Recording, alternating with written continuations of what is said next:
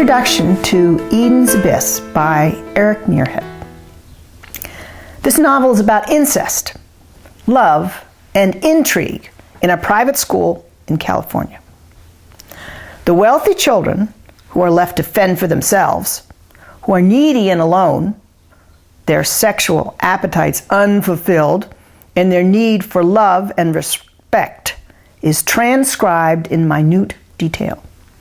Into this cauldron enters Michael Reeves, the name a pun on the reaver, one who separates the chaff from the wheat. The title of the novel refers both to the biblical fall in Eden and to the abyss of Lo's Gully off Mount Kinabalu, Sabah, East Malaysia. Falling and catching are symbolic and thematic. Michael is aware of the danger he is courting in responding to Jennifer Eason's happiness at his comments on her paper. He's honest in his appreciation of her. Bradley Hawkins senses something more, and not till much later, when Michael convinces him to take her to the Getty Museum, does Bradley realize Michael is not out to seduce Jennifer. He's trying to give her the self-confidence to believe in herself and grow as a woman. The references to The Catcher in the Rye by J.D. Salinger, which one of Michael's classes is reading, reiterate the theme of falling and catching. Holden Caulfield wants to be a catcher in the rye, misreading Robert Burns' poem, which talks about meeting in the rye for a sexual encounter. He dreams of catching children before they fall off a cliff, which of course is homologous to Michael Reeves saving students at his school. Michael formerly taught in Sabah on the north coast of Borneo. The fall, which the Kadazan guide prevents on Mount Kinabalu, and the one discussion of Lo's Gully, which is so deep no one has climbed it, in fact people have been lost, point to the depth of passion we subsume, repress, and avoid. Eden represents innocence, lack of civilization, naturalness, and for Michael Reeves, freedom. James Joyce's famous phrase, the ineluctable modality of the visible, is appropriate to Michael Reeves' vision of life. Not thinking, but feeling, smelling, seeing, and doing are in what our real humanity consists. The novel expresses this theme in multiple metaphors. The eucalyptus trees behind Michael's bungalow stand for lovers. And I quote, "Eucalyptus, his eyes roam the mysterious, hushed grove of the still, stately trees that seemed more so for the twisting of their trunks upward, like lovers bound at the bottom, their waist and legs one tight, writhing body, and their arms rising and swinging in passion, where the fork of the first large branches twirled higher yet." Note the alliteration. Twisting trunks, bound at the bottom, and the assonants, same vowel sounds. Tight, writhing. Throughout this novel, the author is concerned with sound. Eucalyptus in Greek means covered well. And so they cover the Michigan sorority and the various meetings of Michael with Jennifer Eason and with Julie Wren. The other symbol of natural beauty on the Palos Verdes Peninsula is the peacock, expressing the sorrow and loneliness of Michael's life and his recognition of his guilt for the passion for his mother, Leslie Reeves. The peacocks appear whenever there is a recognition of self. In Greek, spragmos, the tearing, rending, and stripping away, the suffering of Oedipus. The peacock's cry is symbolic of the pain within all of us. And I quote, "Because it's all around us, it's within us, the cry of every one of us. It's the keening in each of us, the pain and thus the joy, the need to be more, to touch, reach, join, because we're so small, as that cry is so small, which makes it so strong. Another metaphor, the cross-country race, dominates this novel. The contest, the sacrifice, the pain, the winning. Life is a contest. And I quote, "The kind of fight we must wage to ensure the quality and viability of what is most worth living for, what is ultimately the meaning of life as we choose to seek and honor that meaning.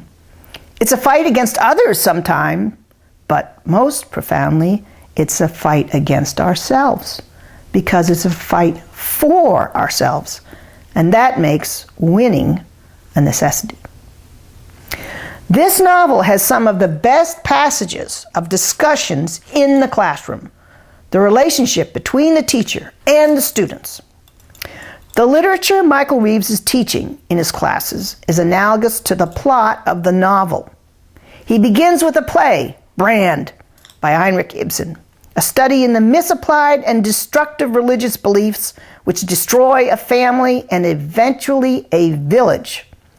All or nothing is Brand's motto. Principle versus love. It's a very scary play. And in Michael Reeves' life is the hard sadism of Mr. Wren and the stupidity of Harold Giles, the headmaster of Palos Verdes Preparatory, whose single-minded ego determines the fates of those under his control, just like Brand. Only with feeling can thought be profound, Michael Reeves says. Then they read Peer Gynt, Ibsen's ironic response to Brand. This is a total opposite play, about a reckless womanizer and apostate who is finally saved by Solveig's love. The whole plot of Eden's Abyss revolves around Michael Reeves' acceptance of his passion for his mother and his freedom to love others. Salvation in Peer Gynt is totally dependent upon church bells and women. Woman becomes the womb and solace to which all men return, even Peer. So Michael's perception of himself as essentially feminine is not just dependent upon his successfully getting women to come before he does. It is feeling and empathy which surpass ego. The next play is A Doll's House, again by Heinrich Ibsen. If you haven't read these plays, you have missed the greatest playwright since Shakespeare. Nora asserts herself against all convention, slamming the door on her husband and the role she's been forced to play.